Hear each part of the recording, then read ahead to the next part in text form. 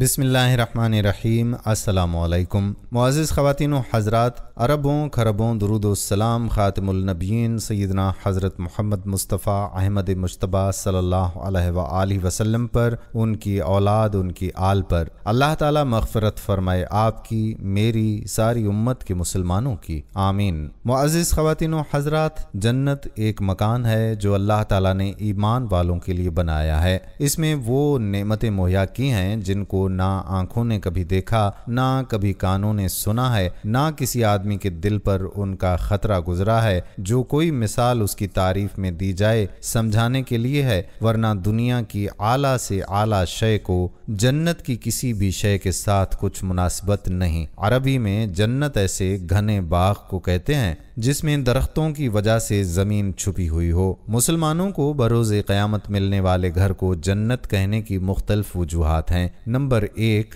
جنت میں باغات ہیں۔ نمبر 2، وہ دنیا کی نگاہوں سے چھپی ہوئی ہیں۔ نمبر 3، عالم غیب سے ہے۔ یوں تو اللہ تعالیٰ نے جنت انسانوں اور بالخصوص مسلمانوں کے لیے بنائی ہے، لیکن بعض روایات کے مطابق تاریخ میں کچھ ایسے جانور بھی گزرے ہیں جو کہ اللہ رب العزت کے مقرب بندوں کی نسبت سے جنت میں داخل ہوں گے۔ ناظرین گرامی، آج کی اس ویڈیو میں ہم آپ کو بتانے جا رہے ہیں کہ وہ 10 جانور کون سے ہیں جو کہ جنت میں داخل ہوں گے۔ کن کن انبیاء کرام سے ان جانوروں کو کس وجہ سے نسبت ہے، اس ویڈیو میں آپ کو تفصیل سے ہم بتانے جا رہے ہیں۔ لہٰذا آپ سے بس گزارش اتنی ہے کہ اس ویڈیو کے ساتھ آخر تک جڑے رہیے گا، اسکپ مت کیجیے گا۔ تو ناظرین، آغاز کرتے ہیں آج کی ویڈیو کا اور آپ کو بتاتے ہیں اس پہلے جانور کا نام کہ وہ پہلا جانور کون سا ہے جو جنت میں جائے گا۔ ناظرین گرامی، وہ آقائے دو جہاں صلی اللہ علیہ وآلہ وسلم کی اونٹنی ہے۔ رسول اکرم صلی اللہ علیہ وآلہ وسلم کی اونٹنی کا نام قصوہ تھا۔ قصوہ اس اونٹنی کو کہتے ہیں جو مالک کے نزدیک انتہائی محبوب ہو اور اس محبت کی وجہ سے اس کا مالک اسے کام اور بوجھ ڈھونے سے آزاد کر دے اور دوسری اونٹنیوں کی طرح اسے چرنے کے لیے چراگاہ نہ بھیجے۔ قصوہ اس اونٹنی کو بھی کہتے ہیں جس کے کان یا ناک یا ہونٹ کا کوئی حصہ کٹا ہوا ہو، مگر رسول اکرم صلی اللہ علیہ وآلہ وسلم کی قصوہ اونٹنی اس طرح کے کسی عیب سے پاک تھی۔ قصوہ نامی مبارک اونٹنی رسول اکرم صلی اللہ علیہ وآلہ وسلم کو بہت محبوب تھی۔ اس محبت کی وجہ یہ تھی کہ قصوہ اونٹنی نہایت فرما بردار اور شریف الطبع تھی۔ اسلامی تاریخ میں قصوہ اونٹنی کا بڑا مقام ہے۔ قصوہ قبیلہ بنی قشیر کی چراگاہوں میں پیدا ہوئی۔ اس کی رنگت سرخی مائل تھی۔ جب قصوہ 4 سال کی ہوئی تو حضرت ابوبکر صدیق نے اسے بنی قشیر سے 800 درہم کے عوض خرید لیا۔ سیرت کی کتابوں میں ہے کہ جب رسول اکرم صلی اللہ علیہ وآلہ وسلم نے صحابہ کرام کو مدینہ منورہ ہجرت کی اجازت دی تو اکثر صحابہ کرام رضوان اللہ علیہم اجمعین نے ہجرت کر گئے، مگر آپ صلی اللہ علیہ وآلہ وسلم نے حضرت ابوبکر صدیق کو ہجرت سے یہ کہہ کر روکے رکھا کہ شاید اللہ تعالیٰ آپ کے لیے کسی ساتھی کا انتظام فرما دے۔ یہ سن کر حضرت ابوبکر صدیق رضی اللہ تعالیٰ عنہ نے ہجرت کی تیاری شروع کر دی اور بنی قشیر سے 2 تیز رفتار اور طاقتور اونٹنیاں خرید لیں۔ ان 2 اونٹنیوں میں سے ایک قصوہ تھی۔ بخاری میں ہے کہ ہجرت کے وقت رسول اکرم صلی اللہ علیہ وآلہ وسلم اور حضرت ابوبکر نے غار میں پناہ لی۔ 3 دن کے بعد جب روانگی کا وقت آیا تو صدیق اکبر نے رسول اکرم صلی اللہ علیہ وآلہ وسلم کی سواری کے لیے اونٹنی پیش کرتے ہوئے فرمایا، یا رسول اللہ صلی اللہ علیہ وآلہ وسلم، آپ پر میرے ماں باپ قربان، آپ ان 2 اونٹنیوں میں سے کوئی ایک پسند فرما لیں۔ آپ صلی اللہ علیہ وآلہ وسلم نے فرمایا، ہاں، مگر میں اس کی قیمت ادا کروں گا۔ صدیق اکبر نے جو اونٹنی رسول خدا صلی اللہ علیہ وآلہ وسلم کو فروخت کی اس کا نام قصوہ رکھا گیا۔ آپ صلی اللہ علیہ وآلہ وسلم نے اس کی قیمت ادا کی، پھر اس پر سوار ہو کر مدینہ منورہ روانہ ہوئے۔ ناظرین، علماء کرام رحمۃ اللہ علیہ کا کہنا ہے کہ سفر ہجرت میں حضرت ابوبکر سے اونٹنی اونٹنی خریدنے میں حکمت یہ تھی کہ رسول اکرم صلی اللہ علیہ وآلہ وسلم چاہتے تھے کہ اس مبارک اور تاریخی سفر ہجرت میں آپ صلی اللہ علیہ وآلہ وسلم اپنی جان و مال سے ہجرت فرمائیں۔ قصوہ کو یہ شرف حاصل ہوا کہ آپ صلی اللہ علیہ وآلہ وسلم نے اس پر سوار ہو کر مکہ مکرمہ سے مدینہ منورہ تک کا وہ عظیم سفر کیا جسے اسلامی تاریخ میں ہجرت کہا جاتا ہے۔ اس سفر کے بعد قصوہ اونٹنی کو شرف و رفعت کی کئی منزلیں ملیں۔ مدینہ منورہ پہنچ کر رسول اکرم صلی اللہ علیہ وآلہ وسلم نے قبہ میں قیام فرمایا۔ پھر رسول اکرم صلی اللہ علیہ وآلہ وسلم نے مدینہ منورہ کا رخ کیا، جہاں پہنچنے پر مدینہ منورہ کی بچیوں نے دف بجا کر آپ صلی اللہ علیہ وآلہ وسلم کا استقبال کیا۔ اس مبارک سفر میں بھی رسول اکرم صلی اللہ علیہ وآلہ وسلم قصوہ اونٹنی پر سوار تھے۔ مولانا صفی الرحمن مبارک پوری لکھتے ہیں کہ انصار اگرچہ دولت مند نہ تھے لیکن ہر ایک کی یہی آرزو تھی کہ رسول خدا صلی اللہ علیہ وآلہ وسلم ان کے ہاں قیام فرمائیں۔ چنانچہ آپ صلی اللہ علیہ وآلہ وسلم انصار کے جس مکان یا جس محلے سے گزرتے وہاں کے لوگ آپ صلی اللہ علیہ وآلہ وسلم کی اسی اونٹنی یعنی قصوہ کی نقل پکڑ لیتے اور عرض کرتے کہ تعداد و سامان اور ہتھیار و حفاظت فرش راہ ہیں، تشریف لائیے۔ مگر نبی کریم صلی اللہ علیہ وآلہ وسلم فرماتے کہ اونٹنی کی راہ چھوڑ دو، یہ اللہ کی طرف سے مامور ہے۔ مطلب یہ کہ قصوہ اونٹنی توفیق الہی سے چل رہی ہے، اس کی راہ چھوڑ دو، اسے جہاں حکم ہوگا وہیں بیٹھ جائے گی۔ نیز اونٹنی کے بیٹھنے کے مقام پر ہی مسجد نبوی صلی اللہ علیہ وآلہ وسلم کی تعمیر ہوگی اور وہیں رسول اللہ صلی اللہ علیہ وآلہ وسلم قیام فرمائیں گے۔ یہ سن کر سب قصوہ کی راہ سے ہٹ گئے اور حیرت و استعجاب سے اس کی حرکات و سکنات کا جائزہ لیتے رہے۔ قصوہ چلتی رہی یہاں تک کہ اس مقام پر پہنچ کر بیٹھی جہاں آج مسجد نبوی صلی اللہ علیہ وآلہ وسلم ہے، لیکن رسول اکرم صلی اللہ علیہ وآلہ وسلم نیچے نہیں اترے۔ قصوہ دوبارہ اٹھی، تھوڑی دور گئی، مڑ کر دیکھنے کے بعد دوبارہ اسی مقام پر آ کر بیٹھ گئی۔ اس کے بعد آپ صلی اللہ علیہ وآلہ وسلم نیچے تشریف لائے۔ یہ آپ صلی اللہ علیہ وآلہ وسلم کے ننہال والوں یعنی بنی نجار کا محلہ تھا۔ اللہ تعالیٰ اپنے نبی کو ننہال میں قیام فرما کر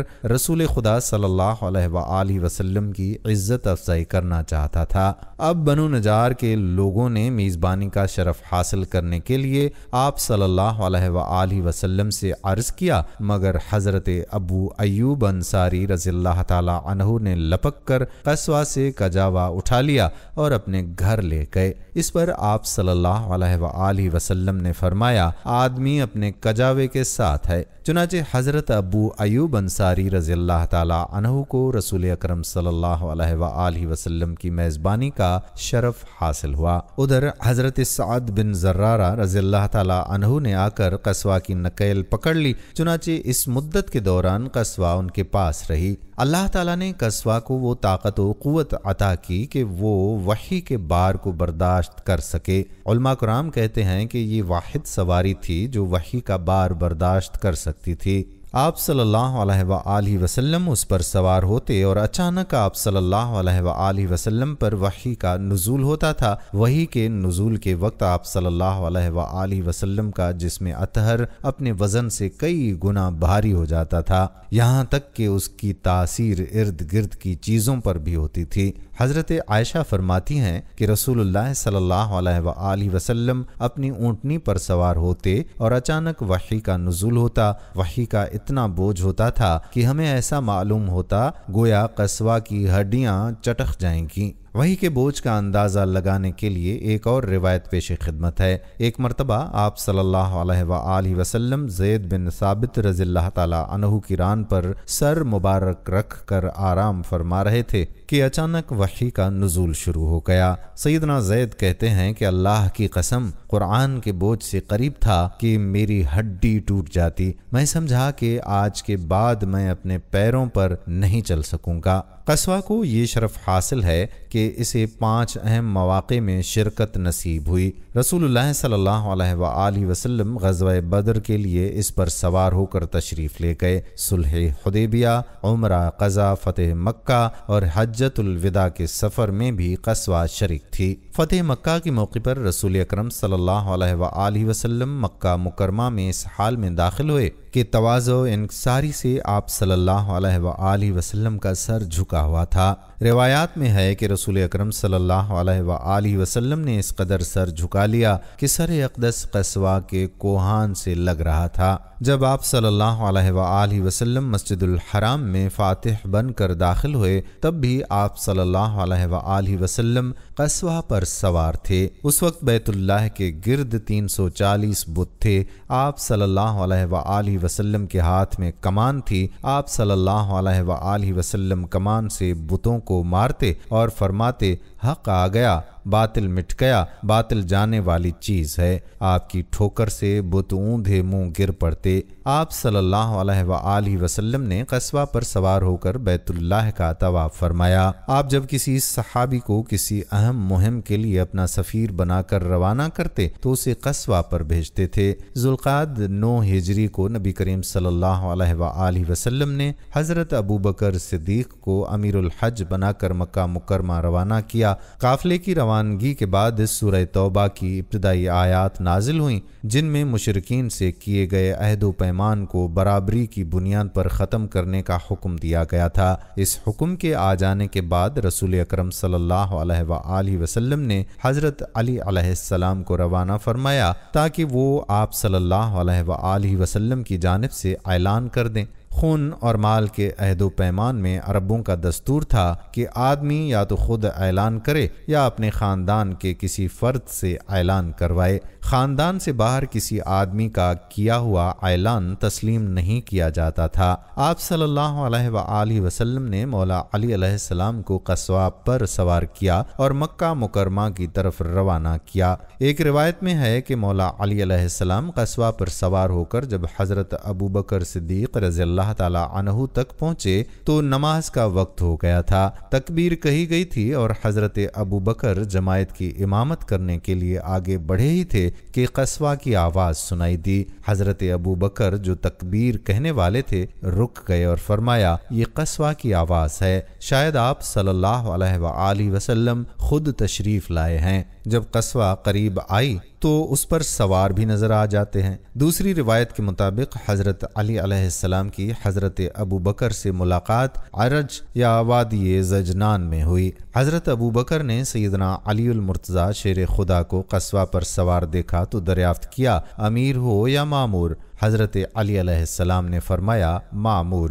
پھر دونوں آگے بڑھے۔ حضرت ابوبکر نے امیر الحج کی حیثیت سے لوگوں کو حج کرایا۔ 10ویں تاریخ یعنی قربانی کے دن حضرت علی علیہ السلام نے قصوہ پر سوار ہو کر جمرہ کے پاس لوگوں میں وہ اعلان کیا جس کا حکم رسول اللہ صلی اللہ علیہ وآلہ وسلم نے انہیں دیا تھا۔ تمام عہد والوں کا عہد ختم کر دیا اور انہیں 4 مہینے کی مہلت دی۔ جن کے ساتھ عہد و پیمان نہیں تھا انہیں بھی 4 مہینے کی مہلت دی۔ جن مشرکین نے مسلمانوں سے عہد نبھانے میں کوتاہی نہیں کی، نہ مسلمانوں کے خلاف کسی کی مدد کی، تو ان کا عہد ان کی طے کردہ مدت تک برقرار رکھا۔ حضرت ابوبکر صدیق رضی اللہ تعالی عنہ نے صحابہ کی ایک جماعت بھیج کر یہ اعلان عام کروایا کہ آئندہ کوئی مشرک حج نہیں کر سکتا، نہ کوئی بے لباس ہو کر بیت اللہ کا طواف کر سکتا ہے۔ یہ اعلان گویا جزیرہ عرب سے بت پرستی کے خاتمے کا اعلان تھا۔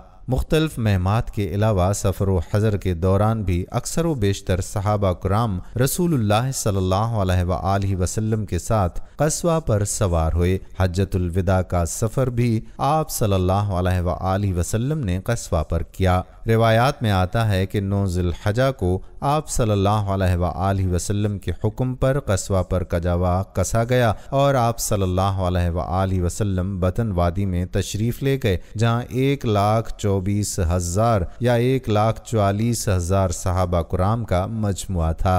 आप सल्लल्लाहु अलैहि वसल्लम ने वहाँ एक जामे खुतबा दिया। ये खुतबा हज्जतुल विदा के नाम से मारूफ है। ये मसावात इंसानियत और ज़ात पात के खात्मे का अव्वलीन चार्टर है। क़स्वा को ये शरफ भी हासिल है कि अल्लाह के रसूल हज़रत मोहम्मद सल्लल्लाहु अलैहि वसल्लम ने उसकी पीठ पर बैठकर ये जामे खुतबा इरशाद फरमाया, लोगो मेरी बात सुनो, मैं नहीं जानता कि शायद इस साल के बाद इस मकाम पर मैं तुमसे कभी मिल सकूं। तुम्हारा खून और तुम्हारा माल एक दूसरे पर इसी तरह से हराम है जिस तरह तुम्हारे आज के दिन की, रवा महीने की और इस शहर की हुर्मत है। सुन लो, जाहिलियत की हर चीज़ मेरे पांव तले रूंध दी गई है। औरतों के बारे में अल्लाह से डरो, क्योंकि तुमने उन्हें अल्लाह की अमानत के साथ लिया है और अल्लाह के कलमे के ज़रिए हलाल किया है। मैं तुम में ऐसी चीज़ें छोड़े जा रहा हूँ कि अगर तुमने इसे मजबूती से पकड़ रखा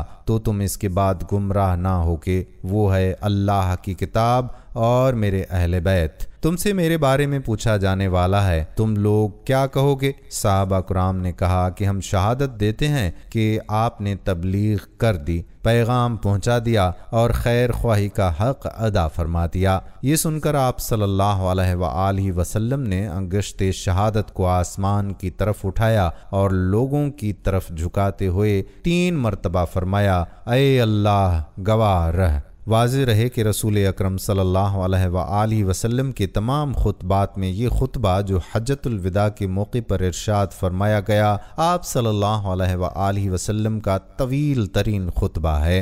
मौलाना सफ़ी रहमान मुबारकपुरी लिखते हैं कि खुतबा इरशाद फरमाने और ज़ोहर व असर की नमाज से फ़ारिग होने के बाद आप सल्लल्लाहु अलैहि वसल्लम जाए वक़ूफ़ पर तशरीफ़ ले गए। क़स्वा का शकम चट्टानों की जानिब किया और जबल मशाहद को सामने किया और क़िबला रुख वक़ूफ़ फरमाया यहाँ तक कि सूरज ग़ुरूब होने लगा। इसके बाद रसूल अकरम सल्लल्लाहु अलैहि वसल्लम क़स्वा पर सवार हुए और हज़रत उस्सामा बिन ज़ैद को पीछे बिठा दिया। वहाँ से मुज़दलिफ़ा तशरीफ़ ले गए। आप सल्लल्लाहु अलैहि वसल्लम को क़स्वा इस कदर महबूब थी कि उसे दीगर ऊँटनियों की तरह खोंटे से बांध कर नहीं रखा जाता था, बल्कि उसे खुला छोड़ा जाता था। क़स्वा का दायमी मस्कन जन्नतुल बकी के करीब एक चरागाह थी। क़स्वा वहाँ करबो जवार की झाड़ियों से चरती थी। रसूल अकरम सल्लल्लाहु अलैहि वसल्लम क़स्वा को प्यार से कभी जदाई भी कहकर बुलाते थे, कभी क़ज़बाई और कभी असबा कहते। गोया ये सब क़स्वा के नाम हैं। क़स्वा को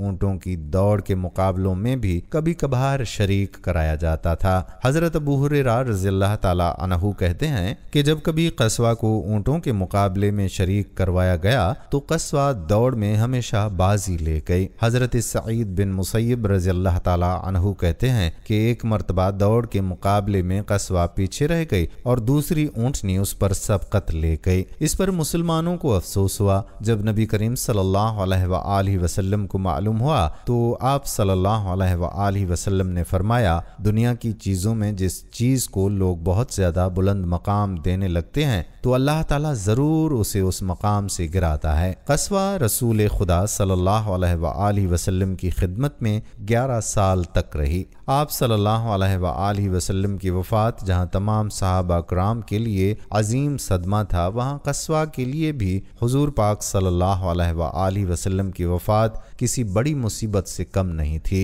सहाबा कराम रिज़वानुल्लाहि अलैहिम अजमईन इस सदमे से निकल आए, मगर क़स्वा को रसूल अकरम सल्लल्लाहु अलैहि वसल्लम की जुदाई बर्दाश्त ना हो सकी। शिद्दत गम की वजह से खुद अपना बोझ उठाने के काबिल ना रही। क़स्वा ने खाना पीना तर्क कर दिया। आंखों से मुसलसल आंसू बहते रहते थे, यहाँ तक कि सहाबा कुराम ने उस पर रहम खाते हुए उसकी आंखों पर पट्टी बांध दी। रसूल अकरम सल्लल्लाहु अलैहि वसल्लम की विसाल के बाद क़स्वा पर कोई सवार ना हुआ। फिर हज़रत अबू बकर की खिलाफत का 1 साल भी पूरा नहीं हुआ कि क़स्वा भी इस दुनिया से रुखसत हो गई। नाज़रीन इकरामी, दूसरा जानवर जिसके बारे में कहा जाता है कि वो जन्नत में जाएगा वो हज़रत सालेह अलैहिस्सलाम की ऊँटनी है।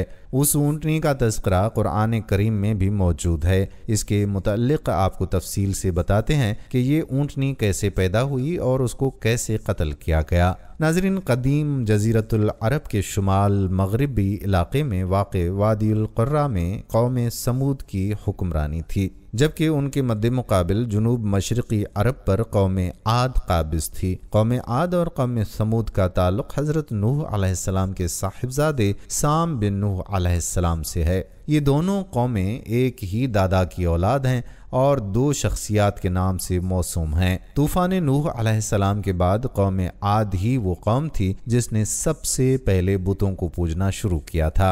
उनके पैगंबर हज़रत हूद अलैहिस्सलाम थे, जिनकी नाफरमानी की पादाश में अल्लाह ताला ने कौम आद पर तेज़ आंधी का अजाब मुसल्लत किया और पूरी कौम उसमें गरक हो गई। हिजाज़ मुक़द्दस से शाम जाने वाले कदीम रास्ते पर एक शहर आबाद था जिसका नाम हिजर था।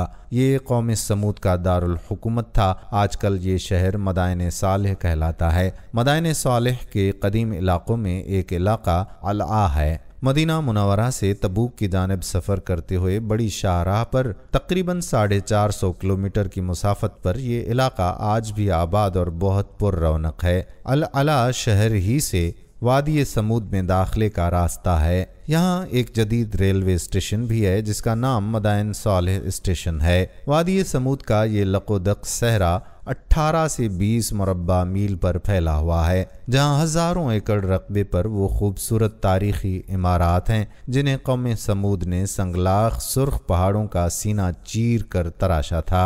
दूसरी जानिब नरम मैदानी इलाकों में मौसम गर्मा के लिए आलीशान महलात के खंडरात हैं। 1000 साल क़ब्ल मसीह के उन अजीम फनपारों को देखकर आज जदीद दौर के माहिरीन तामीर भी हैरत ज़िदा रह जाते हैं। सुर्ख पहाड़ों के अंदर इस शहर खामोशां की हज़ारों वीरान तारीखी इमारतें अपने मकीनों की बदआमालियों और नाफरमानियों के सबब अज़ाब इलाही के ज़रिए होने वाली तबाही की चशमदीद गवाह हैं और दौर जदीद की नाफरमान कौमों को ये पैगाम देती नज़र आती हैं कि देखो मुझे जो दीदे इबरत निगाह हो। कौम समूद ही में से अल्लाह ताला ने एक खुदा तरस और नेक इंसान को नबूवत के मनसब पर फायज फरमाया। सूरतुल आराफ आयत नंबर 73 में इरशाद बारी ताला है, और हमने समूद की तरफ उनके भाई सालेह को भेजा। हज़रत सालेह अलैहिस्सलाम अपनी कौम को राह रास्त पर लाने के लिए दिन रात कोशिशें करते रहे। अये मेरी कौम, तुम अल्लाह की इबादत करो, उसके सिवा तुम्हारा कोई माबूद नहीं।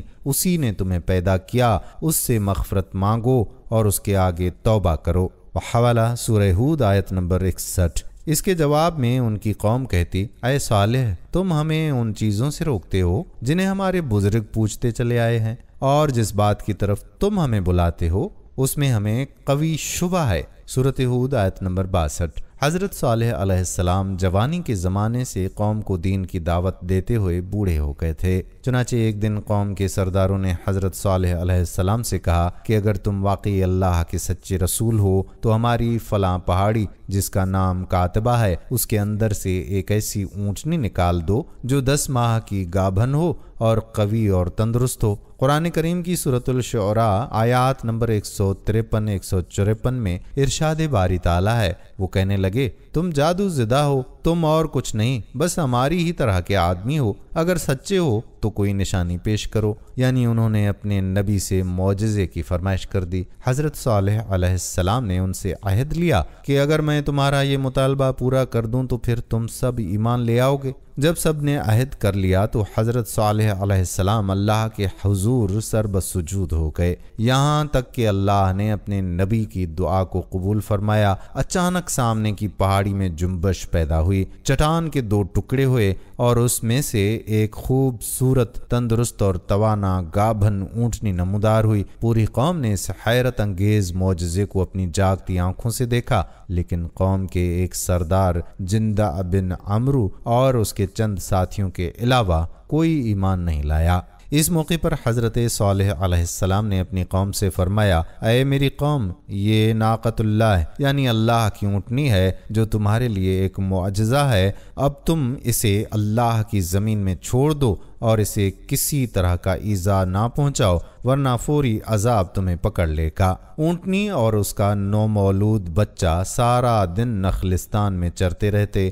قوم سیر ہو کر اونٹنی کا دودھ پیتی لیکن وہ کم نہ ہوتا۔ حضرت صالح علیہ السلام نے کنویں کے پانی کو بھی تقسیم کر دیا تھا۔ ایک دن اونٹنی پانی پیتی تھی اور ایک دن سمود کے لوگ۔ ارشاد باری تعالیٰ ہے، صالح نے اپنی قوم سے کہا، ایک دن اس اونٹنی کے پانی پینے کی باری ہے اور ایک معین روز تمہاری باری، لیکن اسے کوئی تکلیف نہ دینا، نہیں تو تمہیں سخت عذاب آ پکڑے گا۔ اللہ تعالیٰ قرآن مجید سورۃ القمر آیت نمبر 27 میں فرماتا ہے، اے صالح علیہ السلام، ہم نے اونٹنی کو ان کی آزمائش کے لیے بھیجا ہے تو تم انتظار کرو اور صبر کرو۔ ابھی کچھ ہی عرصہ گزرا تھا کہ قوم کو اونٹنی کی موجودگی کھٹکنے لگی۔ دن بھر آزادی سے گھومنا پھرنا اور اپنی باری پر ایک ہی سانس میں پورے کنویں کا پانی پینا ان کے لیے پریشان کن تھا۔ چنانچہ شیطان کے اکسانے پر انہوں نے اونٹنی کو جان سے مارنے کا فیصلہ کر لیا۔ قوم کے سرداروں نے یہ کام 2 حسین ترین خواتین کو سونپا۔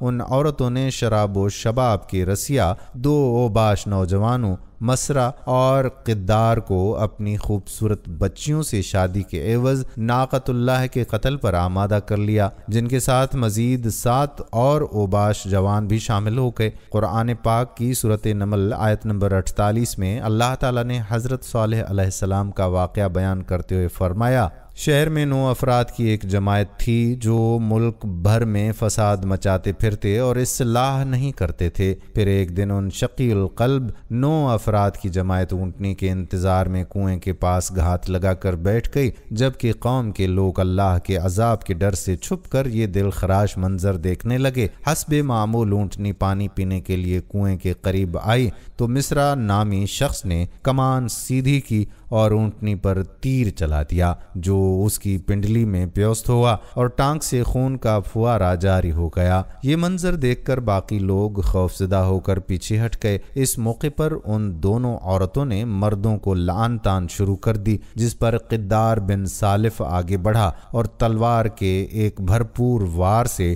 اونٹنی کی کونچیں کاٹ ڈالیں۔ شدید زخمی اونٹنی لاچار ہو کر زمین پر گر پڑی۔ گرتے گرتے اس نے ایک زوردار چیخ ماری تاکہ اس کا بچہ جہاں کہیں بھی ہو خبردار ہو کر ظالموں کے چنگل سے بھاگ جائے، محتاط ہو جائے۔ پھر ظالم قدار نے اونٹنی کے سینے پر نیزہ مارنے کے بعد اسے ذبح کر ڈالا۔ ادھر اس کا بچہ بھاگتا ہوا اونچے پہاڑ پر چڑھا اور چیخیں مارتا ہوا غائب ہو گیا۔ اونٹنی کے قتل کے ارتکاب کے بعد قوم سمود کے ان 9 افراد نے حضرت صالح علیہ السلام کو قتل کرنے کا پروگرام بنا دیا اور اسی رات حضرت صالح علیہ السلام کی گزرگاہ کے ساتھ ایک پہاڑ کی گھاٹی میں چھپ کر بیٹھ گئے تاکہ حضرت صالح علیہ السلام وہاں سے گزریں تو انہیں قتل کر دیں۔ لیکن اس رات پہاڑ سے بڑے بڑے پتھر اس طرح سے برسے کہ وہ سب ہلاک ہو گئے۔ دوسرے دن جب لوگوں کا گزر ہوا تو دیکھا کہ وہ 9 افراد بڑے بڑے پتھروں کے نیچے مرے پڑے ہیں۔ اس طرح وہ صفاق لوگ اپنی قوم کے تباہ و برباد ہونے سے 3 دن پہلے ہی جہنم رسید ہو گئے۔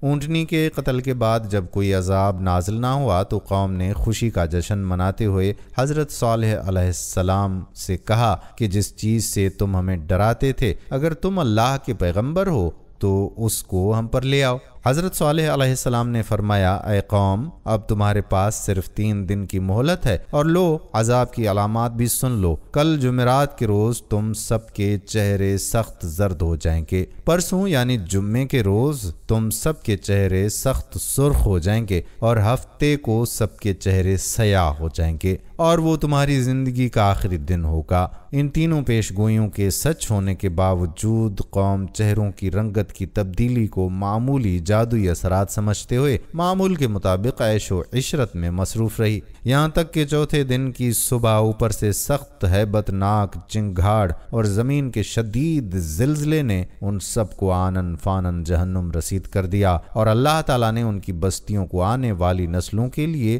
عبرت کدہ بنا دیا۔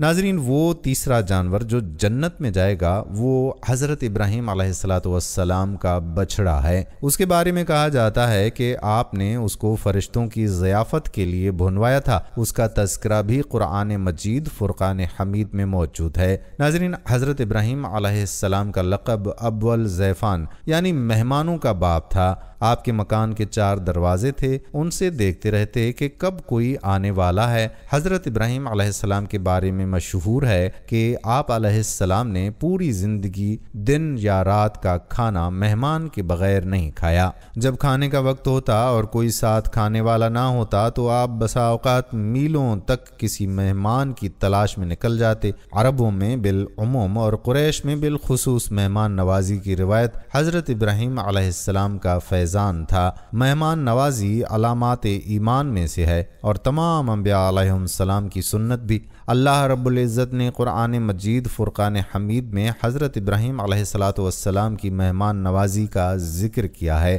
اور ہمارے فرشتے انسانی شکل میں ابراہیم کے پاس بیٹا پیدا ہونے کی خوشخبری لے کر آئے۔ انہوں نے سلام کیا، ابراہیم علیہ السلام نے بھی سلام کہا اور بغیر کسی تاخیر کے گائے کا بھنا ہوا بچڑا لے آئے ان کی مہمان نوازی کے لیے۔ اس سے معلوم ہوا کہ فرشتے حضرت ابراہیم علیہ السلام کے ہاں انسانی صورت میں پہنچے تھے، اور ابتدا میں انہوں نے اپنا تعارف نہیں کرایا تھا، اس لیے حضرت ابراہیم علیہ السلام نے خیال کیا کہ یہ کوئی اجنبی مہمان ہے، اور ان کے آتے ہی فوراً ان کی ضیافت کا انتظام فرمایا۔ حضرت ابراہیم علیہ السلام نے اپنی عادت مہمان نوازی کے مطابق بشکل انسان آنے والے فرشتوں کو انسان اور مہمان سمجھ کر مہمان نوازی شروع کی۔ فوراً ہی ایک تلا ہوا بچڑا سامنے رکھ دیا۔ ناظرین گرامی، یہ وہ بچڑا ہے جس کے بارے میں کہا جاتا ہے کہ یہ جنت میں جائے گا۔ ناظرین، اب بات کرتے ہیں اس چوتھے جانور کی جو کہ جنت میں جائے گا۔ وہ حضرت اسماعیل علیہ السلام کا مینڈھا ہے، جو آپ علیہ السلام کی قربانی کے وقت حضرت جبرائیل علیہ السلام اللہ تعالیٰ کے حکم پر جنت سے لائے تھے۔ ناظرین، حضرت اسماعیل علیہ السلام حضرت ابراہیم علیہ السلام اور حضرت ہاجرہ کے بیٹے تھے۔ حضرت ہاجرہ نے بچپن سے ہی بیٹے کی پرورش اور تعلیم و تربیت پر خصوصی توجہ دی تھی۔ 13 سال کا طویل عرصہ جیسے پلک جھپکتے گزر گیا۔ حضرت اسماعیل علیہ السلام مکے کے مقدس فضاؤں میں آب زمزم پی کر اور صبر و شکر کی پے کر عظیم ماں کی آغوش تربیت میں پروان چڑھتے ہوئے بہترین صلاحیتوں کے مالک خوبصورت نوجوان کا روپ دھار چکے تھے کہ ایک دن حضرت ابراہیم علیہ السلام تشریف لائے اور فرمایا، اے بیٹا، میں خواب میں دیکھتا ہوں کہ گویا تمہیں ذبح کر رہا ہوں، تو تم سوچو کہ تمہارا کیا خیال ہے؟ فرما بردار بیٹے نے سر تسلیم خم کرتے ہوئے فرمایا، ابا جان، آپ کو جو حکم ہوا ہے وہ کیجئے، اللہ نے چاہا تو آپ مجھے صابرین میں پائیں گے۔ حضرت اسماعیل علیہ السلام کا یہ سعادت مندانہ جواب دنیا بھر کے بیٹوں کے لیے آداب فرزندی کی ایک شاندار مثال ہے۔ اطاعت و فرما برداری اور تسلیم و رضا کی اس کیفیت کو علامہ اقبال یوں بیان کیا کرتے ہیں، یہ فیضان نظر تھا یا کہ مکتب کی کرامت تھی، سکھائے کس نے اسماعیل کو آداب فرزندی۔ حضرت ابراہیم علیہ السلام نے بیٹے کا جواب سنا تو انہیں سینے سے لگایا اور حضرت ہاجرہ کے پاس لے آئے۔ فرمایا، اے ہاجرہ، آج ہمارے نور نظر کو آپ اپنے ہاتھوں سے تیار کیجئے۔ ممتا کے مقدس شیریں اور انمول جذبوں میں ڈوبی ماں نے اپنے اکلوتے بیٹے کو نئی پوشاک پہنائی، آنکھوں میں سرما لگایا، سر میں تیل لگایا اور خوشبو میں رچا بسا کر باپ کے ساتھ باہر جانے کے لیے تیار کر دیا۔ اسی اثنا میں حضرت ابراہیم علیہ السلام بھی ایک تیز دھار چھری کا بندوبست کر چکے تھے، پھر بیٹے کو ساتھ لے کر مکے سے باہر منا کی جانب چل دیے۔ شیطان نے باپ بیٹے کے درمیان ہونے والی گفتگو سن لی تھی۔ جب اس نے صبر و استقامت اور اطاعت خداوندی کا یہ روح پرور منظر دیکھا تو مضطرب ہوا۔ اس نے باپ بیٹے کو اس قربانی سے باز رکھنے کا فیصلہ کر لیا۔ چنانچہ جمرہ عقبہ کے مقام پر راستہ روک کر کھڑا ہو گیا۔ حضرت ابراہیم علیہ السلام کے ساتھ موجود فرشتے نے کہا، یہ شیطان ہے، اسے کنکریاں ماریں۔ حضرت ابراہیم علیہ السلام نے اللہ اکبر کہہ کر اسے 7 کنکریاں ماریں، جس سے وہ زمین میں دھنس گیا۔ ابھی آپ علیہ السلام کچھ ہی آگے بڑھے تھے کہ زمین نے اسے چھوڑ دیا اور وہ جمرہ وسطیٰ کے مقام پر پھر ورغلانے کے لیے موجود ہوا۔ حضرت ابراہیم علیہ السلام نے دوبارہ کنکریاں ماری اور پھر زمین میں دھنسا، لیکن آپ علیہ السلام کچھ ہی آگے بڑھے تھے کہ وہ جمرہ اولا کے مقام پر پھر موجود تھا۔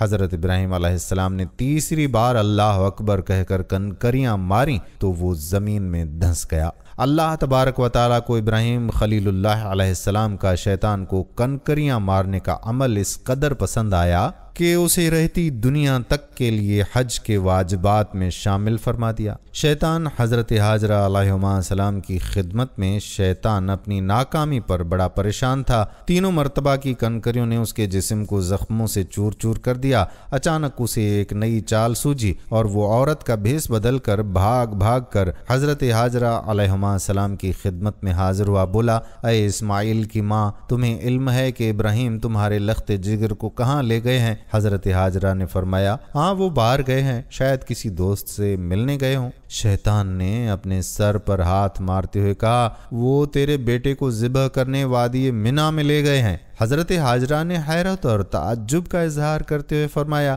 یہ کیسے ممکن ہے کہ ایک شفیق اور مہربان باپ اپنے چہیتے اور اکلوتے بیٹے کو ذبح کر دے؟ اس موقع پر بے ساختہ شیطان کے منہ سے نکلا، وہ یہ سب اللہ کے حکم پر کر رہے ہیں۔ یہ سن کر صبر و شکر اور اطاعت و فرما برداری کی پیکر اللہ کی برگزیدہ بندی نے فرمایا، اگر یہ اللہ کا حکم ہے تو ایک اسماعیل کیا، اس کے حکم پر 100 اسماعیل قربان ہیں۔ اللہ تعالیٰ نے قربانی قبول فرما لی۔ شیطان یہاں سے نامراد ہو کر واپس منی کی جانب پلٹا، لیکن وہاں کا ایمان افروز منظر دیکھ کر اپنے سر پر خاک ڈالنے اور چہرہ پیٹنے پر مجبور ہو گیا۔ وادی منی کے سیاہ پہاڑ، نیلے شفاف آسمان پر روشن آگ برساتا سورج، فلک پر موجود تسبیح و تہلیل میں مصروف ملائکہ، اللہ کی راہ میں اپنی متاع عزیز کی قربانی کا محیر القول منظر دیکھنے میں محو تھے۔ مکے سے آنے والی گرم ہوائیں بھی منی کی فضاؤں میں موجود عبادت و اطاعت، تسلیم و رضا اور صبر و شکر کی ایک عظیم داستان رقم ہوتے دیکھ رہی تھیں۔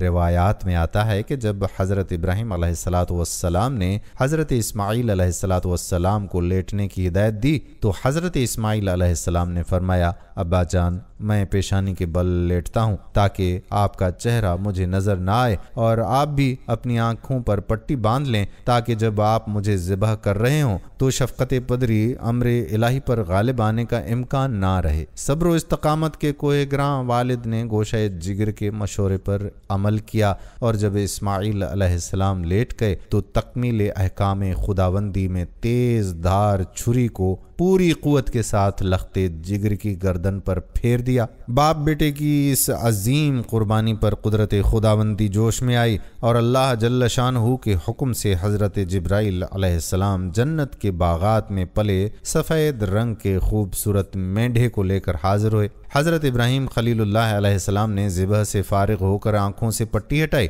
تو حیرت زدہ رہ گئے۔ بیٹے کی جگہ ایک حسین مینڈھا ذبح ہوا پڑا تھا، جبکہ اسماعیل علیہ السلام قریب کھڑے مسکرا رہے تھے۔ اسی اثنا میں غیب سے آواز آئی، اے ابراہیم، تم نے اپنا خواب سچا کر دکھایا، بے شک ہم نیکی کرنے والوں کو ایسا ہی بدلہ دیا کرتے ہیں۔ ناظرین محترم، یوں وہ جنت سے آیا ہوا مینڈھا اللہ پاک کی راہ میں قربان ہوا۔ حضرت ابراہیم علیہ السلام اور اسماعیل علیہ السلام کے اس بے مثال جذبہ ایثار، اطاعت و فرما برداری، جرأت و استقامت، تسلیم و رضا اور صبر و شکر پر مہر تصدیق ثبت کرتے ہوئے اللہ تعالیٰ نے قرآن مجید فرقان حمید میں ارشاد فرمایا، اور ہم نے اسماعیل کی عظیم قربانی پر ان کا فدیہ دے دیا۔ اللہ رب العزت کو اپنے دونوں برگزیدہ اور جلیل القدر بندوں کی یہ ادا اس قدر پسند آئی کہ اسے اطاعت، عبادت اور قربت الہی کا ذریعہ قرار دیتے ہوئے تا قیامت جاری فرما دیا۔ ناظرین محترم، اب بات کریں گے اس 5ویں جانور کی جو جنت میں جائے گا۔ وہ حضرت موسیٰ علیہ السلام کی گائے ہے، جس کی تفصیل بیان کرتے ہوئے امام ابن جریر طبری رحمۃ اللہ علیہ فرماتے ہیں کہ بنو اسرائیل میں عامیل نامی ایک مالدار شخص رہتا تھا۔ اس کی اولاد نہیں تھی، اس کا بھتیجا ہی اس کا وارث تھا، لیکن جلد از جلد امیر بننے کا لالچ اس پر کچھ اس طرح سے سوار ہوا کہ اس نے اپنے چچا کو قتل کر دیا اور لاش کو بستی کے مضافات میں راستے پر پھینک دیا۔ صبح کو جب قاتل کی تلاش شروع ہوئی تو کسی کو کوئی سراغ نہ ملا۔ بھتیجا اپنے آپ کو مظلوم اور اپنے چچا کا خیر خواہ ثابت کرنے کے لیے خود ہی قاتل کی کھوج میں بھی لگ گیا۔ جب قاتل کا سراغ نہ مل سکا تو لوگ حضرت موسیٰ علیہ السلام کے پاس حاضر ہوئے اور قاتل کا سراغ لگانے کی درخواست کی۔ آپ علیہ السلام نے لوگوں میں اعلان کروا دیا کہ اگر کسی کے پاس اس قتل کے شاہد موجود ہوں تو وہ آ کر گواہی دے، لیکن کوئی بھی اطلاع موصول نہ ہوئی۔ لوگوں نے حضرت عیسیٰ علیہ السلام سے کہا کہ آپ اللہ کے نبی ہیں، اللہ تعالیٰ سے سوال کریں کہ وہ ہمیں قاتل کا نام بتا دے۔ حضرت موسیٰ علیہ السلام نے اللہ رب العزت کے حضور میں دعا کی تو حکم آیا کہ ایک گائے ذبح کریں۔ یہ حکم سن کر بنی اسرائیل نے حسب عادت حجت بازی شروع کر دی کہ قاتل کی شناخت اور گائے کے ذبیحہ میں کیا مناسبت ہے۔ آپ علیہ السلام ہم سے معاذ اللہ مذاق فرما رہے ہیں۔ حضرت کلیم اللہ علیہ السلام نے فرمایا، میں جاہل ہونے سے اللہ کی پناہ مانگتا ہوں۔ لوگوں کی حجت بازی جاری رہی اور کہنے لگے، اللہ سے معلوم کریں گائے کیسی ہو۔ آپ نے اللہ سے پوچھ کر فرمایا، حکم ہے کہ گائے نہ بوڑھی ہو اور نہ بچیا۔ لوگ پوچھنے لگے، رنگ کیسا ہو؟ فرمایا، شوخ اور زرد رنگ کی گائے ہو جو دیکھنے والوں کو بھلی لگتی ہو۔ لوگ پھر کہنے لگے، اس کی صفت کیسی ہو؟ کیونکہ گائے ہم پر مشتبہ ہو گئی ہے، اور مزید وضاحت ہوئی تو انشاءاللہ ہم ہدایت پا جائیں گے۔ ارشاد ہوا، وہ گائے مشقت کرتی ہو، نہ ہل چلاتی ہو، نہ کھیتوں کو پانی دیتی ہو، صحیح سالم اور بے داغ بھی ہو۔ کہنے لگے، اب بات مکمل ہوئی۔ جبکہ وہ محض حجتیں کر رہے تھے، ان کی نیت گائے ذبح کرنے کی نہیں تھی۔ اگر پہلی بار ہی حکم کی تعمیل کر دیتے تو کافی ہو جاتا، لیکن انہوں نے سوالات کو طول دے کر اپنے لیے مزید قید لگوا لی اور انہیں گائے کی تلاش میں مشقت اور جستجو کا سامنا بھی کرنا پڑا۔ بالآخر جب وہ اچھی طرح سمجھ گئے کہ فلاں قسم کی گائے چاہیے تو ایسی گائے کی تلاش شروع کر دی، یہاں تک کہ جب یہ لوگ ایک لڑکے کی گائے کے پاس پہنچے تو ہو بہو یہ ایسی ہی گائے تھی جس کی ان لوگوں کو ضرورت تھی۔ چنانچہ ان لوگوں نے گائے کو اس کی کھال میں سونا بھر کر اس کی قیمت دے کر خرید لیا۔ گائے کو ذبح کیا گیا۔ حضرت موسیٰ علیہ السلام نے فرمایا، اس کی ہڈی لے کر مقتول کے جسم پر ضرب لگاؤ۔ جب ضرب لگائی گئی تو وہ مقتول زندہ ہو گیا۔ اس نے اپنے قاتل کی نشاندہی کی اور پھر فوت ہو گیا۔ بعد میں قاتل کو بطور سزا قتل کر دیا گیا۔ ناظرین، اسی جنتی گائے کے مالک اور اس کی قیمت کے بارے میں بتایا جاتا ہے کہ بنی اسرائیل میں ایک نیک شخص رہا کرتا تھا جس کا ایک ہی بیٹا تھا، اس کے پاس ایک بچیا بھی تھی۔ خدا کا کرنا ایسا ہوا کہ اس شخص کا انتقال ہو گیا اور اس کا بیٹا اپنی ماں کے سائے میں پرورش پانے لگا۔ کچھ سالوں کے بعد بیٹا بڑا ہو گیا اور بہت نیک اور اپنی ماں کا فرما بردار تھا۔ ایک دن ماں نے بیٹے کو اس کے والد کی بچیا جو اب بڑی ہو کر گائے بن چکی تھی اسے 3 دینار میں بیچنے کا حکم دیا اور فرمایا کہ جب بیچنے لگو تو ایک بار پھر مجھ سے پوچھ لینا۔ بیٹا گائے بیچنے بازار آیا تو ایک فرشتہ انسانی صورت میں آ کر اسے ملا اور 6 دینار گائے کی قیمت لگائی، لیکن ماں کی اجازت کے بغیر بیچنے کو کہا۔ بیٹا راضی نہ ہوا اور آ کر ماں کو یہ بات بتائی۔ ماں نے 6 دینار قیمت منظور کر دی مگر اجازت لینے کی شرط باقی رکھی۔ اگلی مرتبہ وہی فرشتہ پھر ملا اور اس بار 12 دینار قیمت لگائی مگر ماں کی اجازت کے بغیر بیچنے کو کہا۔ بیٹا پھر نہ مانا اور جا کر ماں کو یہ بات بتائی۔ ماں سمجھ گئی کہ ہو نہ ہو یہ کوئی فرشتہ ہے۔ ماں نے کہا کہ اب کی بار اگر وہ شخص ملے تو پوچھنا کیا آپ گائے بیچنے کا حکم دیتے ہیں یا نہیں۔ اگلی بار ملنے پر جب بیٹے نے یہ سوال کیا تو وہ فرشتہ بولا کہ ابھی اسے مت بیچو۔ جب بنی اسرائیل اسے خریدنے آئیں تو اس کی قیمت یہ لگانا کہ اس گائے کی کھال میں سونا بھر کر دیا جائے۔ اس واقعے کی بنا پر اس سورت کا نام ہی سورۃ البقرہ ہے۔ ناظرین، اب آپ کو بتاتے ہیں اس چھٹے جانور کا جو کہ جنت میں جائے گا۔ یہ وہ مچھلی ہے جس کے پیٹ میں حضرت یونس علیہ السلام 40 دن تک زندہ رہے۔ ناظرین، حضرت یونس علیہ السلام کو اللہ تعالیٰ نے نینوا جو موجودہ عراق کا شہر موصل ہے اس بستی کی ہدایت کے لیے بھیجا۔ نینوا میں آپ علیہ السلام کئی سال تک ان کو تبلیغ کی دعوت دیتے رہے مگر قوم ایمان نہ لائی تو آپ علیہ السلام نے ان کو عذاب کے آنے کی خبر دی اور ترشیش کی طرف جانے کے لیے نکلے۔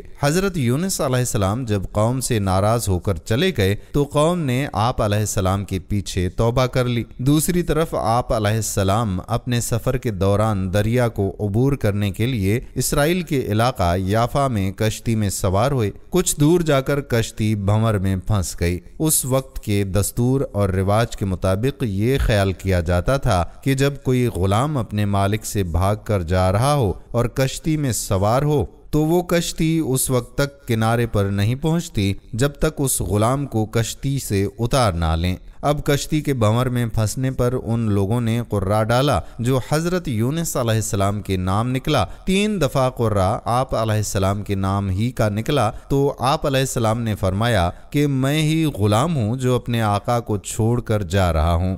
آپ علیہ السلام نے خود ہی دریا میں چھلانگ لگا دی تاکہ دوسرے لوگ کنارے پر پہنچ جائیں۔ اللہ تعالیٰ نے ایک مچھلی کے دل میں القاء کیا اور حکم دیا کہ حضرت یونس علیہ السلام کو بغیر نقصان پہنچائے نگل لے۔ اس طرح آپ علیہ السلام مچھلی کے پیٹ میں آ گئے۔ یہ آپ علیہ السلام پر ایک امتحان تھا۔ حضرت یونس علیہ السلام کو مچھلی کے پیٹ میں جانے کی وجہ سے ذوالنون اور صاحب الحوت کہا جاتا ہے، کیونکہ نون اور حوت دونوں کا معنی مچھلی ہے۔ اللہ تعالیٰ ارشاد فرماتا ہے، اور مچھلی والے کو بھی ہم نے نوازا، یاد کرو جبکہ وہ بگڑ کر چلا گیا تھا اور سمجھتا تھا کہ ہم اس پر گرفت نہ کریں گے۔ دوسری طرف مچھلی کے پیٹ میں داخل ہونے کے بعد حضرت یونس علیہ السلام نے یہ سمجھا کہ وہ مر چکے ہیں، مگر پاؤں پھیلایا تو اپنے آپ کو زندہ پایا۔ بارگاہ الہی میں اپنی ندامت کا اظہار کیا اور توبہ استغفار کی، کیونکہ وہ وحی الہی کا انتظار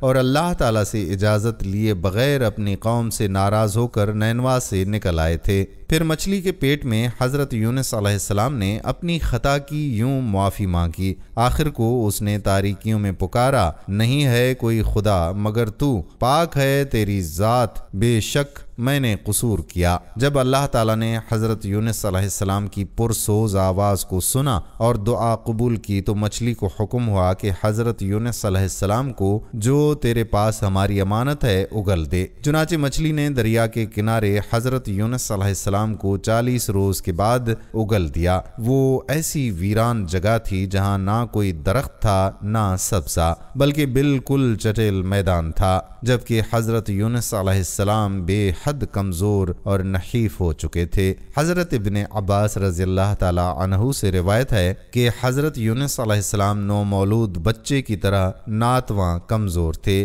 آپ علیہ السلام کا جسم بہت نرم و نازک ہو گیا تھا اور جسم پر کوئی بال نہ تھا۔ چنانچہ اللہ تعالیٰ نے اپنی رحمت سے حضرت یونس علیہ السلام کے قریب کدو کی بیل اگا دی تاکہ اس کے پتے آپ علیہ السلام پر سایہ کیے رہیں۔ اسی طرح اللہ تعالیٰ کے حکم کے بموجب ایک جنگلی بکری صبح و شام آپ علیہ السلام کو دودھ پلا کر واپس چلی جاتی۔ یہ سب اللہ تعالیٰ کی رحمت اور فضل ہی تھا، ورنہ آپ علیہ السلام ضعیف اور کمزور تر ہوتے چلے جاتے۔ قرآن مجید مچھلی کے پیٹ سے نکلنے کے بعد حضرت یونس علیہ السلام کی حالت کو اس طرح بیان کرتا ہے، آخرکار ہم نے اسے بڑی سقیم حالت میں ایک چٹل میدان پر پھینک دیا اور اس پر ایک بیلدار درخت اگا دیا۔ ناظرین، اس مچھلی کا نام نجم تھا۔ وہ مچھلی بڑے سر والی اور پوری کشتی کو نگلنے کی صلاحیت رکھنے والی تھی۔ ایک نبی علیہ السلام کی چند روز کی صحبت بابرکت کی وجہ سے وہ مچھلی جنت میں جائے گی۔ علماء فرماتے ہیں کہ اس مچھلی کا پیٹ چند دن ایک نبی علیہ السلام کی تجلیات کا مرکز رہنے کی وجہ سے عرش اعظم سے افضل ہے۔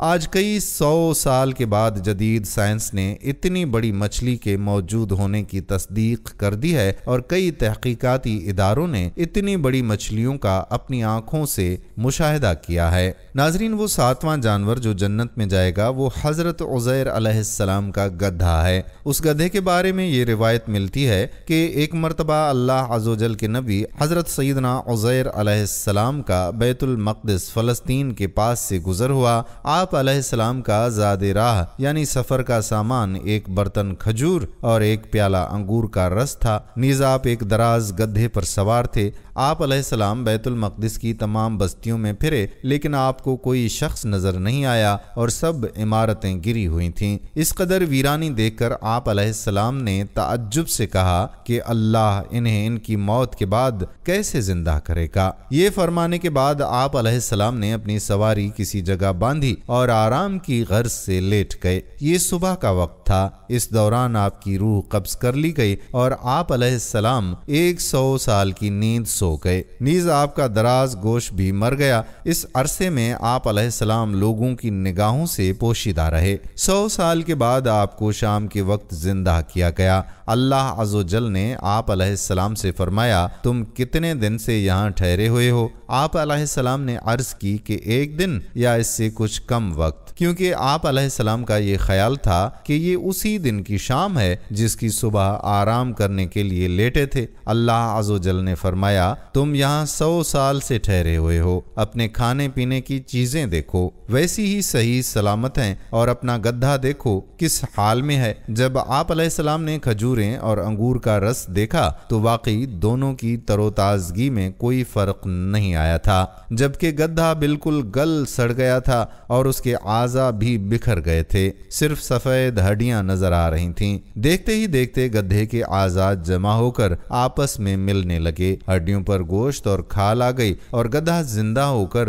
آواز نکالنے لگا۔ قدرت خداوندی کا یہ شاندار اور بے مثال نمونہ دیکھتے ہی آپ علیہ السلام کی زبان پر جاری ہو گیا کہ میں خوب جانتا ہوں کہ اللہ عز و جل ہر چیز پر قادر ہے۔ ناظرین گرامی، اللہ تبارک و تعالی نے اپنے برگزیدہ پیغمبر حضرت سلیمان علیہ السلام کو علم منطق الطیر یعنی پرندوں سے باتیں کرنے کا علم بھی عطا فرمایا تھا۔ آپ پرندوں ہی نہیں، چرندوں، درندوں اور دیگر تمام مخلوقات کی زبان بھی سمجھتے تھے اور ان سے انہی کی زبان میں باتیں بھی کیا کرتے تھے۔ آپ علیہ السلام کے لشکر میں انسانوں، جنوں، چرندوں، پرندوں اور درندوں کے علاوہ اللہ تعالیٰ کی دیگر مخلوقات بہت بڑی تعداد میں شامل تھیں۔ ناظرین، حضرت سلیمان علیہ السلام کی نسبت سے 2 جانوروں کو یہ اعزاز حاصل ہے کہ وہ جنت میں جائیں گے۔ ایک تو آپ علیہ السلام کا ہدہد اور ایک وہ چیونٹی جس سے آپ علیہ السلام کی ملاقات کا تذکرہ سورہ نمل میں بھی موجود ہے۔ اس ملاقات کے بارے میں کہا جاتا ہے کہ ایک روز حضرت سلیمان علیہ السلام اپنے عظیم الشان لشکر کے ساتھ کہیں جا رہے تھے۔ آپ علیہ السلام بہت رعب اور دبدبے والے بادشاہ تھے، یہی وجہ تھی کہ لشکر انتہائی نظم و ضبط اور ترتیب کے ساتھ چل رہا تھا۔ کسی کی مجال نہ تھی کہ اپنی مقررہ حدود سے ادھر ادھر ہو جائے۔ صحراؤں سے گزرتا، پہاڑوں کو سر کرتا، دریاؤں کو عبور کرتا یہ عظیم الشان لشکر اس وقت ایک بڑی وادی سے گزر رہا تھا۔ یہ وادی نملہ یعنی چونٹیوں کی وادی تھی۔ زمین اور پہاڑوں میں کروڑوں سوراخ تھے جن میں چونٹیاں رہتی تھیں۔ ان چونٹیوں کی ایک ملکہ تھی۔ ملکہ چونٹی اپنی رعایا چونٹیوں کا بہت خیال رکھتی تھی اور چونٹیوں کی اس سلطنت کا نظم و نسق بخوبی چلا رہی تھی۔ تمام چونٹیاں اپنی ملکہ سے بہت پیار کرتی تھیں اور اس کے ایک اشارے پر بڑے سے بڑا کام کرنے کو تیار رہتی تھیں۔ ملکہ چونٹی بہت سی دیگر چونٹیوں کے ساتھ وادی میں گھوم رہی تھی۔ اچانک اسے زمین میں عجیب سی دھمک محسوس ہوئی۔ وہ چونک کر رک گئی اور زمین سے آتی آواز کو غور سے سننے لگی۔ ملکہ چونٹی بولی کہ لگتا ہے کہ کوئی بہت بڑی فوج ہماری وادی کی طرف آ رہی ہے، یہ ضرور حضرت سلیمان علیہ السلام کا لشکر ہے۔ دیگر چونٹیوں نے بھی اس کی بات سے اتفاق کیا۔ کچھ ہی دیر میں اس جانب سے دھول کے بادل اٹھتے دکھائی دینے لگے۔ جلد ہی فوج قریب آ پہنچی۔ حضرت سلیمان علیہ السلام اپنے تخت پر سوار اپنی فوج کے ساتھ آ رہے تھے۔ چونٹی کی ملکہ نے چیخ کر کہا، حضرت سلیمان علیہ السلام کی فوج قریب آ پہنچی ہے، میں حکم دیتی ہوں کہ تمام چونٹیاں اپنے بلوں میں چلی جائیں۔ حضرت سلیمان علیہ السلام ہمیں کوئی نقصان پہنچانے نہیں آ رہے، مگر انہیں کیا معلوم کہ تمہاری کثیر تعداد اس وادی میں ہے اور زمین پر رینگ رہی ہے، جو ان کی فوج میں شامل انسانوں اور جانوروں کے پیروں تلے روندی جا سکتی ہے۔ حضرت سلیمان علیہ السلام تک ملکہ چونٹی کی آواز پہنچ گئی۔ آپ علیہ السلام اس کی بات سن کر مسکرا دیے اور ملکہ چونٹی کی سمجھداری اور اپنی رعایا کے خیال رکھنے پر اس کی تعریف کرتے ہوئے فرمایا کہ بے شک ایک بادشاہ بادشاہ کو اپنی رعایا کی حفاظت کا اسی طرح خیال رکھنا چاہیے جس طرح ملکہ چونٹی نے کیا ہے۔ یہ واقعہ قرآن مجید کی سورۃ النمل آیت نمبر 15 تا 19 میں یوں بیان کیا گیا ہے، اور ہم نے داؤد اور سلیمان کو علم عطا کیا تھا، اور ان دونوں نے کہا کہ کل شکر اور کل تعریف اس اللہ کے لیے ہے جس نے ہمیں اپنے بہت سے مومن بندوں پر فضیلت عطا فرمائی اور داؤد کا وارث سلیمان ہوا۔ اس نے کہا، اے لوگو، ہمیں پرندوں کی بولیوں کا علم دیا گیا ہے اور ہمارے لیے ہر شے مہیا کر دی گئی ہے، بے شک یہ کھلا ہوا فضل ہے اور جمع ہوا لشکر سلیمان کے لیے جن و انس پرندوں کا، اور وہ درجہ بدرجہ ایک نظم و ضبط کے ساتھ آگے پیچھے چل رہے تھے، یہاں تک کہ وادی نمل میں پہنچے تو ایک چونٹی نے کہا، اے چونٹیوں، اپنے اپنے گھروں میں گھس جاؤ، ایسا نہ ہو کہ سلیمان اور اس کے لشکر تمہیں روند ڈالیں۔ چونٹی کی یہ بات سن کر سلیمان ہنس پڑے اور کہا، اے پروردگار، مجھے توفیق دے، میں تیرا شکر ادا کر سکوں جو تو نے مجھ پر اور میرے والدین پر انعام کیا ہے، اور یہ کہ میں نیک عمل کروں جو تیرے نزدیک پسندیدہ ہے، اور مجھ کو اپنی رحمت سے اپنے نیک بندوں میں داخل فرما۔ حضرت سلیمان علیہ السلام نے اس چونٹی کو اٹھا کر اپنی ہتھیلی پر رکھا اور پوچھا، بتا، تیری سلطنت بڑی اور وسیع ہے یا میری سلطنت بڑی ہے؟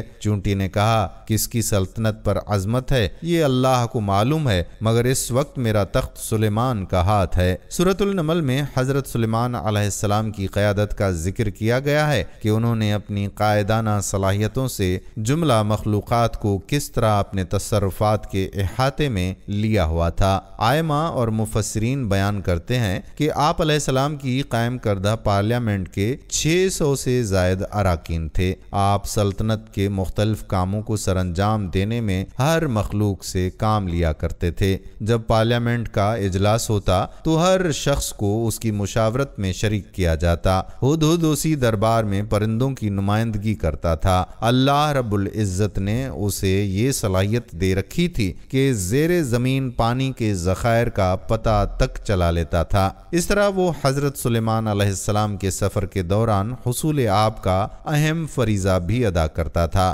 چنانچہ اس سورہ میں ہدہد سے مراد وہ خاص پرندہ ہے جسے حضرت سلیمان علیہ السلام کے درباری کی حیثیت حاصل تھی۔ حضرت سلیمان علیہ السلام نے اسے اپنے زیر تربیت رکھا تھا۔ آپ علیہ السلام کی بارگاہ سے اس نے ذہانت، نظم و نسق اور ادب بجا لانے کے اصول و ضوابط سیکھے۔ ناظرین، یوں تو سبھی پرندے حضرت سلیمان علیہ السلام کے مسخر اور تابع فرمان تھے، لیکن آپ کا ہدہد آپ کی فرما برداری اور خدمت گزاری میں بہت مشہور ہے۔ اسی ہدہد نے آپ کو ملک سبا کی ملکہ بلقیس کے بارے میں خبر دی تھی کہ وہ ایک بہت بڑی تخت پر بیٹھ کر سلطنت کرتی ہے اور بادشاہوں کے شایع نشان جو بھی سر و سامان ہوتا ہے وہ سب کچھ اس کے پاس ہے، مگر وہ اور اس کی قوم ستاروں کے پجاری ہیں۔ اس خبر کے بعد حضرت سلیمان علیہ السلام نے بلقیس کے نام جو خط ارسال فرمایا اس کو یہی ہدہد لے کر گیا تھا۔ چنانچہ قرآن کریم کا ارشاد ہے کہ حضرت سلیمان علیہ السلام نے فرمایا، تم میرا یہ خط لے کر جاؤ اور ان کے پاس یہ خط ڈال کر پھر ان سے الگ ہو کر تم دیکھو کہ وہ کیا جواب دیتے ہیں۔ چنانچہ ہدہد خط لے کر گیا اور بلقیس کی گود میں اس خط کو اوپر سے گرا دیا۔ اس وقت اس نے اپنے گرد امرا اور ارکان سلطنت کا مجموعہ اکٹھا کیا، پھر اس خط کو پڑھ کر لرزہ بر اندام ہو گئی اور اپنے اراکین سے یہ کہا کہ اے سردارو، بے شک میری طرف ایک عزت والا خط ڈالا گیا ہے، بے شک وہ سلیمان کی طرف سے ہے اور بے شک وہ اللہ کے نام سے ہے جو نہایت مہربان رحم والا ہے، یہ کہ مجھ پر بلندی نہ چاہو اور گردن رکھتے میرے حضور حاضر ہو۔ خط سنا کر بلقیس نے اپنی سلطنت کے امیروں اور وزیروں سے مشورہ کیا تو ان لوگوں نے اپنی طاقت اور جنگی مہارت کا اعلان اور اظہار کر کے حضرت سلیمان علیہ السلام سے جنگ کا ارادہ ظاہر کیا۔ اس وقت عقل مند بلقیس نے اپنے امیروں اور وزیروں کو سمجھایا کہ جنگ مناسب نہیں ہے، کیونکہ اس سے شہر ویران اور شہر کے عزت دار باشندے ذلیل و خوار ہو جائیں جائیں گے،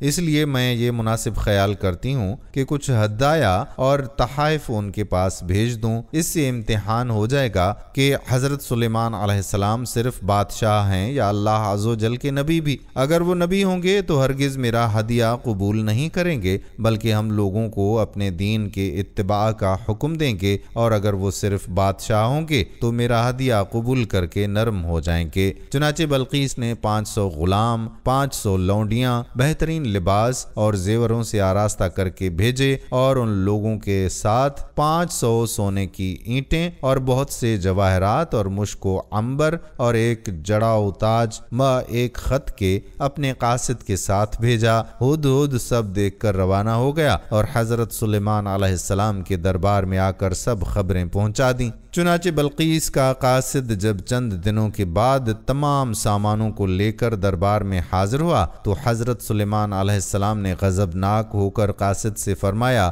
کیا مال سے میری مدد کرتے ہو؟ تو جو مجھے اللہ نے دیا وہ بہتر ہے اس سے جو تمہیں دیا، بلکہ تم اپنے تحفے پر خوش ہوتے ہوئے پلٹ جا ان کی طرف، تو ضرور ہم ان پر وہ لشکر لائیں گے جن کی انہیں طاقت نہ ہوگی، اور ضرور ہم ان کو اس شہر سے ذلیل کر کے نکال دیں گے یوں کہ وہ پست ہوں گے۔ چنانچہ اس کے بعد جب قاصد نے واپس آ کر بلقیس کو سارا ماجرا سنا دیا تو بلقیس حضرت سلیمان علیہ السلام کے دربار میں حاضر ہو گئیں، اور حضرت سلیمان علیہ السلام کا دربار اور یہاں کے عجائبات دیکھ کر اس کو یقین آ گیا کہ حضرت سلیمان علیہ السلام خدا عز و جل کے نبی برحق ہیں اور ان کی سلطنت اللہ تعالیٰ ہی کی طرف سے ہے۔ حضرت سلیمان علیہ السلام نے بلقیس کو اپنے دین کی دعوت دی تو اس نے نہایت ہی اخلاص کے ساتھ اسلام قبول کر لیا۔ پھر حضرت سلیمان علیہ السلام نے بلقیس سے نکاح کر کے اس کو اپنے محل میں رکھ لیا۔ اس سلسلے میں ہدہد نے جو کارنامے انجام دیے وہ بلا شبہ عجائبات عالم میں سے ہیں، جو یقیناً حضرت سلیمان علیہ السلام کے معجزات میں سے ہیں۔ اسی نسبت سے اس ہدہد کو بھی یہ اعزاز حاصل ہے کہ یہ جنت میں جائے گا۔ ناظرین، اب آپ کو بتاتے ہیں اس آخری جانور کے بارے میں جو کہ جنت میں جائے گا، تو وہ ہے اصحاب کہف کا کتا۔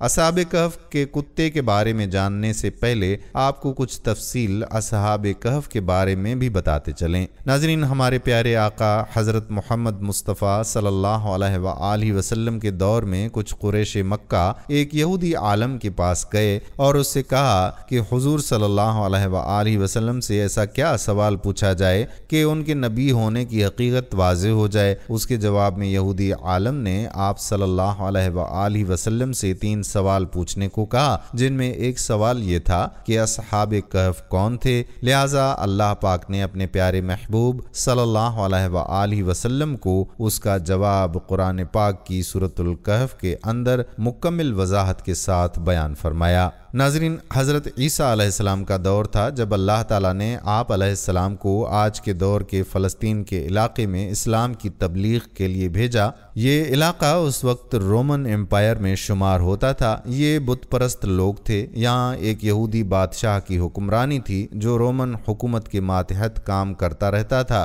جب حضرت عیسیٰ علیہ السلام نے تبلیغ شروع کی تو رومی لوگ آپ علیہ السلام کے مخالف ہو گئے اور آپ علیہ السلام کو گرفتار کر کے سولی پر لٹکانا چاہا، مگر اللہ کے حکم سے آپ علیہ السلام کو زندہ آسمان پر اٹھا لیا گیا۔ اس واقعے کے کچھ عرصے کے بعد یہودی لوگوں نے رومی حکومت کے خلاف بغاوت کر دی، لہٰذا اس کے رد عمل میں انقع ہو کر ٹرٹس نامی رومی بادشاہ نے یروشلم اور فلسطین پر حملہ کر کے بالکل تباہ کر دیا، حتیٰ کہ بیت المقدس کو بھی تباہ کر دیا۔ اسی دوران اس نے 1.5 لاکھ یہودیوں کو قتل کر دیا۔ جو بچے کھچے یہودی یہاں رہ گئے تھے وہ جان بچا کر فلسطین سے نکل گئے، مگر جو حضرت عیسیٰ علیہ السلام کے ماننے والے اور ان کی تعلیمات کے پیروکار تھے صرف وہی فلسطین میں موجود رہ گئے، جو کہ رومی تھا اور بت پرست تھا۔ لہٰذا اس کی حکومت میں موجود عیسائی لوگوں پر اس نے ظلم و ستم کرنا شروع کر دیے۔ ایک دن حضرت عیسیٰ علیہ السلام کے چند ماننے والے حواریوں کو اس نے اپنی دربار میں بلایا اور ان سے کہا کہ میں تمہیں چند دن کی مہلت دیتا ہوں، تم اپنے نئے دین یعنی عیسائیت سے باز آ جاؤ ورنہ میں تمہیں قتل کر دوں گا۔ عیسیٰ علیہ السلام کے پیروکار یہ نوجوان لوگ دراصل اصحاب کہف تھے، جن کے واقعے کا ذکر قرآن مجید میں سورہ کہف میں وضاحت سے آیا ہے۔ ان نوجوانوں نے یہ جب دھمکی سنی تو وہ ششدر ہو گئے، کیونکہ وہ بادشاہ سے لڑنے کی ہمت تو نہیں رکھتے تھے اور نہ ہی شہر میں رہ کر عیسائی تعلیمات جاری رکھ سکتے تھے، ورنہ دقیانوسی انہیں قتل کروا دیتے۔ لہٰذا انہوں نے شہر چھوڑ کر کہیں بھاگ جانے کا فیصلہ کیا اور اللہ پاک کی ذات پر بھروسہ کر کے شہر سے نکل پڑے، یہ سوچتے ہوئے کہ اب اللہ پاک ہی ہمارے لیے کوئی فیصلہ فرمائے گا اور کوئی راستہ نکالے گا، یہاں تک کہ وہ ایک پہاڑ کے غار میں جا کر چھپ گئے اور وہیں سو گئے، یہاں تک کہ سوتے سوتے ان پر 300 سال کا عرصہ گزر گیا۔ ان چند نوجوانوں نے جب غار میں پناہ لی تو دعا کی کہ اے ہمارے پروردگار، ہمیں اپنے پاس سے رحمت عطا فرما اور ہمارے کام میں ہمارے لیے راہیابی کو آسان کر دے۔ بس ہم نے ان کے کانوں پر گنتی کے کئی سال تک اسی غار میں پردے ڈال دیے۔ دقیانوس نے جب ان لوگوں کو تلاش کروایا تو معلوم ہوا کہ یہ لوگ اسی غار میں موجود ہیں۔ اسے بہت غصہ آیا، حکم دیا کہ غار کو ایک مضبوط دیوار سے بند کر دیا جائے تاکہ یہ لوگ اندر ہی مر جائیں۔ بادشاہ نے جس شخص کے ذمہ یہ کام لگایا وہ بہت ہی نیک اور ایماندار تھا۔ اس نے اصحاب کہف کے نام اور ان کی تعداد اور پورا واقعہ ایک تختی پر لکھوا کر لوہے کے صندوق میں رکھ کر دیواروں کی بنیادوں میں رکھ دیا اور ایک تختی شاہی خزانے میں بھی رکھوا دی۔ اس 300 سال کے دوران دقیانوس بادشاہ مر گیا اور کئی بادشاہ اور حکومتیں آئیں اور چلی گئیں، یہاں تک کہ 300 عیسوی رومن امپائر نے بھی عیسائیت اختیار کر لی۔ 440 عیسوی میں بیدروس نامی عیسائی بادشاہ کی حکومت آئی، جو ایک نیک دل اور انصاف پسند بادشاہ تھا۔ اس نے 68 سال تک حکومت کی۔ اس کے دور میں مذہبی فرقہ پسندی جب عروج پر پہنچ گئی اور لوگوں میں مرنے کے بعد دوبارہ زندہ کیے جانے اور قیامت کا یقین ختم ہوتا جا رہا تھا، قوم کا یہ حال دیکھ کر بادشاہ بہت رنجیدہ ہوا اور اللہ سے دعا کی کہ اے اللہ، کچھ ایسی نشانی ظاہر فرما کہ میری قوم کے لوگوں کا ایمان پھر سے تازہ ہو جائے، انہیں قیامت، مرنے کے بعد دوبارہ زندہ کیے جانے اور ایک خدا کا یقین ہو جائے۔ اللہ تعالیٰ نے اس کی یہ دعا قبول فرمائی۔ لہٰذا ایک روز ایک چرواہا اپنی بکریوں کو ٹھہرانے کے لیے اس غار کے پاس پہنچا۔ یہ وہی غار تھا جس میں اصحاب کہف موجود تھے۔ اس چرواہے نے چند لوگوں کے ساتھ مل کر اس دیوار کو گرا دیا۔ دیوار کے گرتے ہی لوگوں پر ایسی ہیبت اور خوف طاری ہوا کہ سب گھبرا کر وہاں سے بھاگ نکلے۔ یوں اللہ تعالیٰ کے حکم سے اصحاب کہف اپنی نیند سے بیدار ہوئے اور ایک دوسرے سے سلام کلام کرنے لگے اور اپنے ایک ساتھی یملیخا کو بازار سے کھانا لانے بھیجا۔ جب یملیخا بازار پہنچے تو یہ دیکھ کر حیران رہ گئے کہ شہر میں ہر طرف اسلام کا چرچا ہے، یہاں تک کہ لوگ اعلانیہ حضرت عیسیٰ علیہ السلام کا کلمہ پڑھ رہے ہیں اور ان کی تعلیمات پر عمل بھی کر رہے ہیں۔ اس کشمکش میں یملیخا نے کھانے کے عوض اپنے زمانے کے سکے دکاندار کو دیے۔ دکاندار نے جب یہ سکے دیکھے تو شک ہوا کہ شاید اس شخص کو پرانا خزانہ مل گیا ہے، لہٰذا اس نے یملیخا کو سپاہیوں کے سپرد کر دیا۔ سپاہیوں نے یملیخا سے پوچھا کہ بتاؤ یہ خزانہ کہاں سے آیا؟ یملیخا نے کہا کہ ہمارے پاس کوئی خزانہ نہیں ہے، یہ ہمارا ہی پیسہ ہے۔ سپاہیوں نے کہا کہ ہم کیسے مان لیں کیونکہ یہ سکے 300 سال پرانے ہیں۔ یملیخا نے کہا کہ پہلے مجھے بتاؤ کہ دقیانوس بادشاہ کا کیا حال ہے؟ سپاہیوں نے جواب دیا کہ آج اس نام کا کوئی بادشاہ نہیں ہے، مگر سینکڑوں سال پہلے اس نام کا ایک بے ایمان بادشاہ گزرا ہے، وہ بت پرست تھا۔ یہ سن کر یملیخا حیران اور پریشان ہوئے اور بتایا کہ ہم کل تو اس کے شہر سے اپنا ایمان اور جان بچا کر بھاگے تھے اور میں اور میرے ساتھی قریب کے ایک غار میں چھپ گئے تھے، جبکہ میرے باقی ساتھی اب بھی غار میں موجود ہیں۔ تم میرے ساتھ چل کر خود ہی دیکھ لو۔ جب سپاہی اور بہت سے لوگ اس غار کے پاس پہنچے تو اصحاب کہف یملیخا کے انتظار میں تھے۔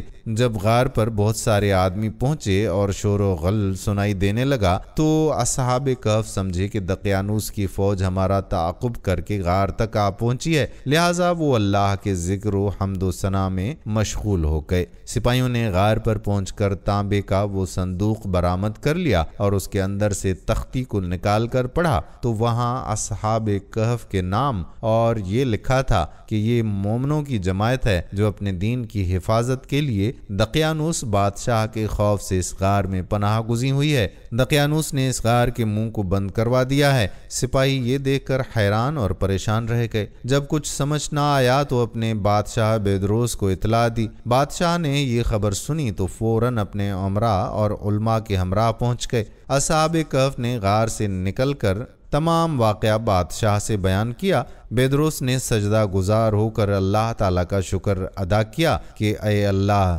میری دعا قبول ہوئی اور آپ نے ایسی نشانی ظاہر فرمائی کہ انسان موت کے بعد زندہ ہونے کا یقین ضرور کرے گا۔ اس کے بعد اصحاب کہف نے بادشاہ کو دعا دی اور سلام کرنے کے بعد دوبارہ اسی غار میں واپس چلے گئے اور دوبارہ واپس جا کر سو گئے اور اسی حالت میں اللہ تعالیٰ نے انہیں موت دے دی۔ بادشاہ نے اسی غار میں ان کی قبریں بنوائیں اور سالانہ ایک دن مقرر کر دیا جب لوگ اصحاب کہف کی قبروں کی زیارت کے لیے آیا کرتے تھے۔ اس سلسلے میں متعدد قول پائے جاتے ہیں۔ حضرت عبداللہ بن عباس کا قول ہے کہ کیونکہ ان اصحاب کے نام ایک تختی پر کندہ تھے اس لیے انہیں رقیم کہا جاتا ہے، اور انہی کا یہ قول بھی ہے کہ رقیم اس بستی کا نام ہے جس کے پہاڑوں کے ایک غار میں یہ چھپے ہوئے تھے۔ البتہ جمہور اور محدثین ان کے ایک ہی جماعت ہونے پر متفق ہیں۔ سورۃ الکہف آیت نمبر 9 میں ارشاد ربانی ہے کہ کیا تو اپنے خیال میں غار اور کتبے والوں کو